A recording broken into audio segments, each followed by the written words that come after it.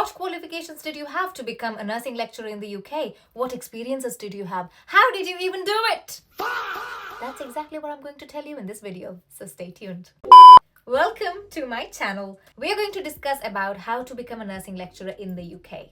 But before that, is it worth it to be a nursing lecturer in the UK? You tell me. Because if that's exactly what you want to do in life, it's certainly worth it. The workload is hectic sometimes, but not all the time. And for me personally, because I am a nursing lecturer here, it's amazing. It's everything I wanted. It does get hectic sometimes, as I mentioned. But with good colleagues and good system around, you get along and you get things done and you learn. Nobody knows everything in life. So it's a great learning curve, and your exposure to academia, it's wonderful. I personally never worked in education like in the university before getting into the university here, but we're going to dive in deep as to what we need in terms of qualifications, experiences, and how I did it. So what qualifications do you need? Generally speaking, if you want to be a nursing lecturer in the UK, you would definitely, this is especially for nursing, okay? I'm not talking for any other healthcare professional fields or any other fields whatsoever. Not commerce, not business, nothing. Only nursing. So for nursing lecturer in the UK, you need to have a BSc nursing degree, which will then give you a NMC registration pin, okay? So NMC is nothing but the Nursing and Midwifery Council, the Bible of nursing. You need to have that before everything, before anything. Even be able to work as a nurse in the UK, you need the NMC registration pin. Thanks! So yeah, once you get that done, you can definitely build up on your qualifications. You can do a master's. It doesn't necessarily have to be in nursing. It could be in anything but healthcare. And then if you don't have a master's, that's absolutely fine. You know why? Why? Because they will ask you to have a PGCLTHE. I know it does sound like A, B, C, D, E, F, G, H, I, J, K, No! Or like A, B, C, D, E, F, G, H, like the Bridgerton kids. No, not that one. But PGCLTHE is nothing but postgraduate certificate in learning and teaching. And what? Sorry, I'm still studying that. Hey! Don't angry me.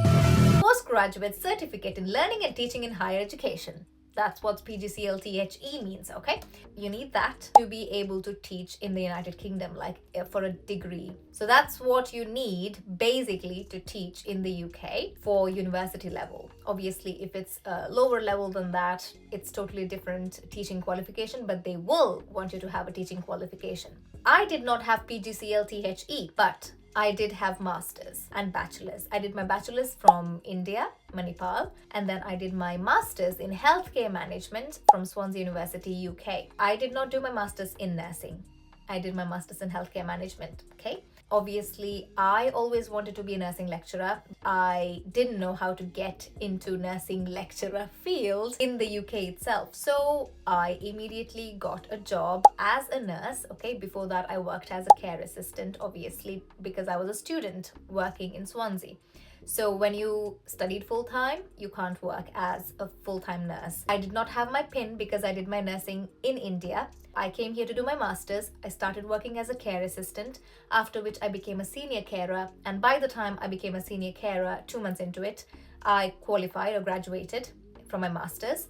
After which I started with all the NMC process. I wrote the CBT exam before the OSCE that you need to write to get the PIN, because I did not study in this country. If you do study in this country, you get the PIN automatically. I had to do the CBT, the English exam again, because my IELTS was expired.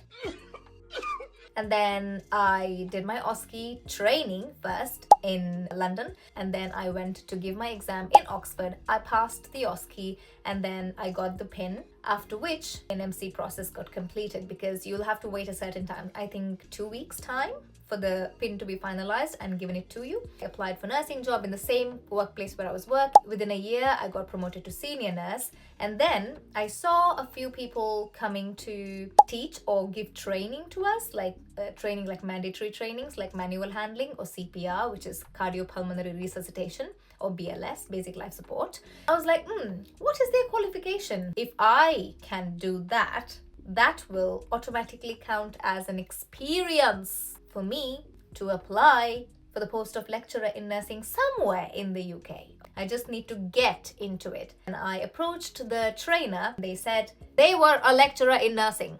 Because they were a nursing lecturer and they were also a nurse to begin with, and they had an active NMC pin, they could provide the training. And they obviously did the trainer's training. Okay, so there's something called trainer's training. Technically, that means training the trainer. Okay, I know it's confusing, but do not worry. Okay, so I did the trainer's training. Oh my gosh! So I spoke to my manager and I said, I'm really interested to kind of work in that role as well, because I want to have experience. So in the future, I could apply for the positions of lecturer in nursing if it's available anywhere. She was like very supportive. I had the bestest deputy manager and manager. Like the manager changed 3 times. I had the best 2 managers, and the deputy manager was the same throughout. Amazing. And the director of the workplace where I worked, mind-blowing. Okay, I've never met such kind people in my life. People who are always keen to teach. They don't hesitate to correct you when you're wrong, but also they don't keep it in their minds. They always want you to grow. You don't find such people easily in life, okay? But I was very, very lucky, and I'm really grateful to have met those people in my life. They're absolutely, really, really somebody who will stay in my heart and my mind forever, okay? So that's that. So thank you if you're watching the video. I am forever grateful to you. Wherever I am today, the credit goes to you. Okay, I know my hard work is involved, but yeah, most of the credit goes to you, because if you didn't give me a job, if you didn't give me a chance to learn and grow, I wouldn't have been able to apply for this job. Anyway, moving back on, I got into it. I did the trainer training. I became a trainer. And then I started training nurses on BLS, infection control, wound management, wound care, manual handling, hygiene of the food, because we also had a kitchen, health and safety as well. I did plenty of different types of training as a trainer while I was working as a senior nurse full time. You are allowed to do certain hours more than what you are allocated to do as per your visa, that is tier 2 skilled worker visa, which was the visa I was on. So I think it was about 10 hours extra that I could work, like along with my 36 hours per week. That 10 hours means technically 1 training a week. So I did trainings. I did it for a year, and then I did not feel ready to apply for nursing lecturer jobs. Even though I had my BSc nursing degree, I had my NMC pin, I had the experience of, teaching in the UK in healthcare to the healthcare professionals. Something in my heart told me, let's try. Yeah, boy. Every vacancy that I saw from every university in the UK needed me to have a PGCE. I was like, oh my gosh. Oh my God! Where will I get the 20 grand, which is 20 lakh Indian rupees or 20,000 pounds from? Because I'm an international student. Okay, I have to pay full fees. And for 1 year, it's 20,000 pounds. I was like, oh, okay, it's never gonna happen. Or it will happen when I'm 50. So I kind of dropped the idea of applying. I went home, spoke to my husband, my boyfriend then. So he told me, if you don't try, you would never know. So I applied. Did not expect anything in written at all, because I completely knew I would be rejected. I did not have the PGCE, okay? That was important. I just applied and applied and applied and applied, and I went for grocery shopping. I actually got the call for interview. Not 1, not 2, not 3, not 4, not 5, 6! 6 universities wanted me to interview for them. I can't even talk because I cannot believe it. I was like, hello? What do you see in me that I don't see in myself, ma'am, sir? So I was like, okay, let's go. But will I go to every one of them? Of course I will, because you never know, okay? I don't want to take chances in my life anymore. So I did go to all 6 of the interviews. It was in 6 different parts of the United Kingdom. The train travel, I traveled, my God. I had a terrible phone that died every time I needed to check on Google Maps. I have almost gotten lost going to interviews 3 times, and I thought I might die, but I didn't, okay? That's what matters. Anyway, so I attended all the interviews, but I was kind of hoping that I would be called for an interview from the university where I did my master's from, because that's where I was living. I did not want to move because I was in my comfort zone and blah blah blah. That was a negative point. Out of those 6 things I applied for and called for interview, that university wasn't one of them, because they did not have vacancy. I even emailed them asking to get an idea as to when will the vacancy be available. They said not for 3 months. I was like, oh my goodness, my visa is expiring in exactly 3 months. I cannot risk it. If I do not have a visa, I need to home. Brazil! I was not gonna do that after coming this far.